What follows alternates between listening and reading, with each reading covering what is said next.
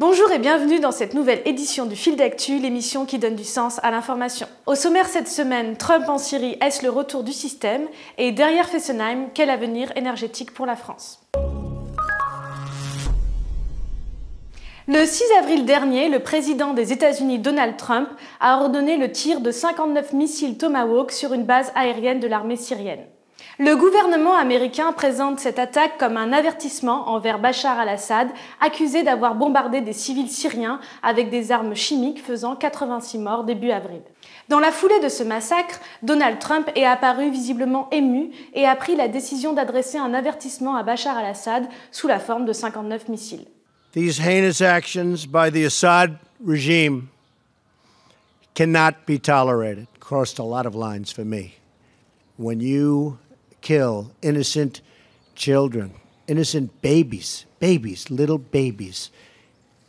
Il répétait pourtant depuis 2011 que les USA n'ont rien à faire en Syrie, mais semblent avoir changé radicalement d'avis.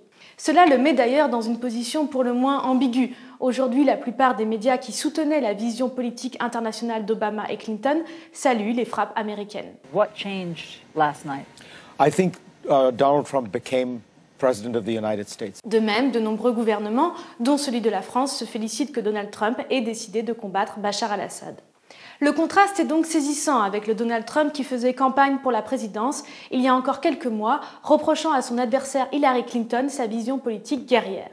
Libya is a disaster, Iraq is a disaster, Syria is a disaster, the whole Middle East. And it all blew up around Hillary Clinton and around Barack Obama. We have to rebuild our country. We have to start thinking about ourselves. We're pouring trillions of dollars into the Middle East and we have nothing for it. We have nothing. From this day forward, a new vision will govern our land. America first. America first. C'est là tout le paradoxe de cette décision de bombarder la Syrie.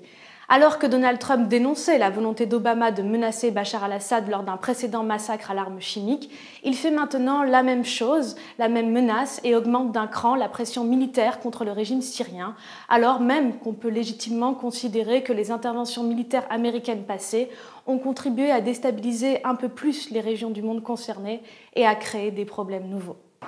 Il y a eu beaucoup de conséquences à ça, comme le terrorisme. Mais quelle sécurité nous ont-ils amenés? Pourquoi avoir dissous l'armée irakienne? Est-ce ainsi qu'on reconstruit un pays? Les attaques suicides sont désormais le lot quotidien des Irakiens. Dimanche dernier, Bagdad a connu l'attentat le plus meurtrier depuis 13 ans. Au lieu de les libérer et de leur apporter une vie meilleure, vous les avez plongés dans le chaos. Toute la politique America First, l'Amérique d'abord, dont se réclame Trump, est aujourd'hui remise en question. S'il s'engage à son tour dans la tradition américaine de se prendre pour le gendarme du monde, au risque de guerres coûteuses en vies humaines et en dollars pour les citoyens américains et de création de nouvelles menaces, ce retour à une certaine continuité politique fait bien les affaires de l'industrie militaire des États-Unis. Les industriels de l'armement doivent avoir de bons résultats financiers pour satisfaire leurs actionnaires et par conséquent trouver le moyen de garder l'État comme client. Lockheed Martin, McDonnell Douglas, Boeing. Eisenhower s'inquiétait de la puissance du complexe militaro-industriel. Et malheureusement, l'histoire lui a donné raison. Il craignait que les priorités ne soient fixées pour servir les intérêts des entreprises plutôt que ceux du pays. Pour répondre à l'attaque d'Al-Qaïda, dont le FBI estime qu'elle a dû coûter dans les 500 000 $, on dépense actuellement davantage qu'au plus fort de la guerre du Vietnam. Mais le problème ne vient-il pas, au moins en partie, du fait que Trump, businessman fortuné et maintenant président, se trouve depuis toujours au cœur du système contre lequel il a pourtant fait campagne? Cela a forcément un impact sur la façon de penser et de ressentir les choses. Ainsi, au moment de prendre une décision avec ses tripes, ne s'est-il pas tout simplement spontanément raccroché aux solutions habituelles du système?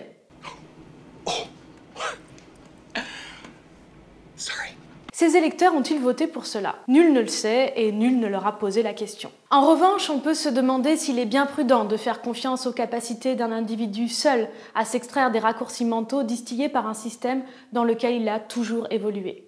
En cette période d'élection en France, peut-être que la question mérite d'être posée.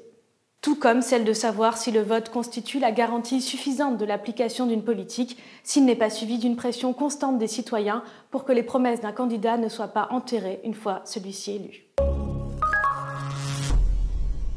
Dimanche 9 avril, la ministre de l'Écologie et de l'Énergie Ségolène Royal annonçait la publication d'un décret gouvernemental autorisant la fermeture de la centrale nucléaire de Fessenheim en Alsace. La fermeture de Fessenheim de manière irréversible et inéluctable. Une décision présentée comme irréversible, en conformité avec la promesse de campagne du président Hollande de fermer la plus ancienne centrale nucléaire française encore en activité au cours de son mandat. La centrale de Fessenheim, qui est la plus ancienne de notre parc, sera fermée à la fin de l'année 2016. Une décision qui réussit pourtant l'exploit de ne satisfaire presque personne, à commencer par les salariés de la centrale et les habitants de la région exprimant des craintes pour les 2000 emplois liés à la centrale. C'est politique, on le sait. Mais plus globalement, c'est la précipitation avec laquelle ce décret a été pris et son optique plus électoraliste que répondant à une réflexion globale sur les enjeux tant énergétiques que de sécurité environnementale qui sont unanimement dénoncés tant par les travailleurs du secteur que par les associations défendant une transition vers des énergies plus propres, moins dangereuses et moins coûteuses que l'énergie nucléaire. Le décret en lui-même ne fait en réalité que confirmer une décision du conseil d'administration d'EDF. La centrale de Fessenheim ne fermera que lors de l'entrée en service du réacteur nucléaire de nouvelle génération EPR de Flamanville, envisagé aux alentours de 2019. EDF fermera bien Fessenheim, mais à une date encore indéterminée et à une condition, que l'EPR de Flamanville entre en fonction, ce qui n'est pas prévu avant fin 2018. Initialement prévue pour 2012 et sans cesse repoussée depuis, cette entrée en service pourrait ne jamais avoir lieu, l'autorité de sûreté du nucléaire, dont l'accord est nécessaire, ayant pointé du doigt des anomalies de fabrication sur les cuves d'un réacteur, dont le chantier a déjà coûté 7 milliards d'euros de plus que prévu. Voici la cuve de l'EPR, elle renferme le réacteur nucléaire, une pièce maîtresse de la centrale, mais qui d'après l'autorité de sûreté nucléaire présente de très sérieuses anomalies. Selon l'association L'Observatoire du nucléaire, ces résultats étaient connus depuis au moins 2011. Et a été marqué par de nombreux scandales, notamment liés à l'emploi illégal de travailleurs détachés. Mais le décret gouvernemental conditionne également la fermeture de Fessenheim au fait que l'ensemble du parc nucléaire français maintienne une production d'énergie de 63,2 gigawatts. Un objectif qui pourrait repousser la fermeture de la centrale si d'autres réacteurs se retrouvaient à l'arrêt pour des raisons techniques ou de maintenance, comme c'est régulièrement le cas. Effectivement, c'est le moins qu'on puisse dire. 23 des 58 réacteurs nucléaires en France sont actuellement tout simplement à l'arrêt. Enfin, ce décret n'a rien d'irréversible, dans le sens où il pourrait tout à fait être abrogé par un futur autre gouvernement. Pour résumer, ce décret de fermeture semble davantage tenir de l'effet d'annonce que de la décision mûrement réfléchie. La question finalement, est-ce que la centrale de Fessenheim fermera ou pas? À la limite, on a l'impression que plus personne n'y comprend rien. Je rassure tout le monde, c'est normal, c'est fait pour, c'est pas de l'économie, c'est pas de l'industrie, c'est de la politique. Or, la question de l'avenir énergétique de la France n'est pas une question qui se traite à la légère.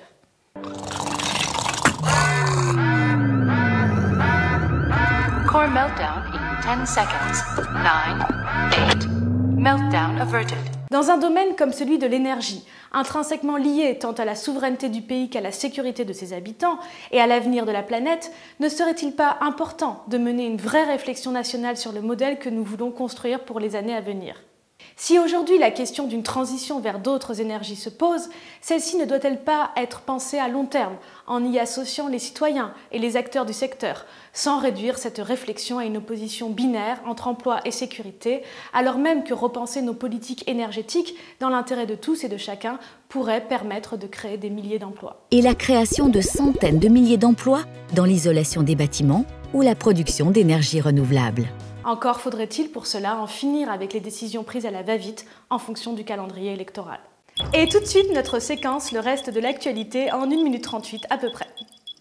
Les tensions continuent en Guyane, la grève se poursuit et la région est bloquée depuis maintenant près de 3 semaines. Alors que des représentants des Guyanais ont rejeté le plan proposé par le gouvernement, lui, affirme ne pas vouloir aller au-delà. La manifestation peut être que des plans d'urgence ponctuels, même s'ils peuvent apparaître spectaculaires, ne suffisent pas. À quand une politique de long terme ? Vague de suicides au sein de LCL, ancien Crédit Lyonnais, aujourd'hui filiale du Crédit Agricole. Suite à de mauvais résultats, l'entreprise a mis en place des plans de restructuration qui débouchent sur des suppressions de postes et des conditions de travail tendues jusqu'à mettre les employés en danger. Mais la direction préfère parler d'une série de coïncidences. Allez dire ça aux familles des victimes. 6% de retour sur investissement indexé sur le nombre d'enfants placés en foyer, voilà l'idée géniale du directeur de l'association La Sauvegarde du Nord, qui gère plusieurs foyers de protection de l'enfance. Ce proche d'Emmanuel Macron cherche ainsi à attirer les investisseurs pour compenser la baisse du financement du département du Nord. Un business des enfants placés pour certains, c'est l'innovation sociale en marche. Voilà, c'est tout pour aujourd'hui, merci de nous avoir suivis. N'hésitez pas à liker cette page, à partager cette vidéo autour de vous. Vous pouvez aussi nous soutenir financièrement sur notre page Tipeee. Vous retrouverez Tatiana la semaine prochaine pour un nouveau numéro du Fil d'actu. Salut et à la semaine prochaine.